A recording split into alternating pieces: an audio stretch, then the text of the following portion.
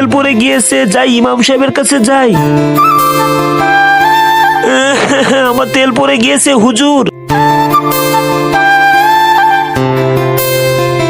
এই জায়গায় তেলটা পড়ে গিয়েছে, এই জমিন থেকে এখন আমার তেলটা বের করে দেন হুজুর। বাবা এই জমিন তো এই তেল খেয়ে ফেলেছে, এখন আল্লাহ ছাড়া এ আর কেউ বের করতে পারবে না। ইমাম সাহেব আজকে তো আপনি নিজেই বলেছিলেন একবার পৃথিবীতে ভূমিকম্প আসছিল এবং হযরত ওমর রাদিয়াল্লাহু আনহু একটা বাড়ি মেরে ভূমিকম্পকে থামিয়ে দিয়েছিল, আর আপনি সামান্য তেলটা বের করতে পারবেন না? হযরত ওমর তো খলিফা ছিলেন এবং আল্লাহ তাআলার সাহাবী ছিলেন, তাহলে আমার তেল কিভাবে পাবো? বাবা দুই হাত তুলে আল্লাহর কাছে মন থেকে দোয়া করো, চাইলে সেই কিছু করতে পারে, কারণ সেই তো দুজাহানের মালিক। হে আল্লাহ, আমি তো রান্না করার জন্য তেল কিনেছিলাম, তুমি আমার তেলটা ফেরত দিয়ে দাও।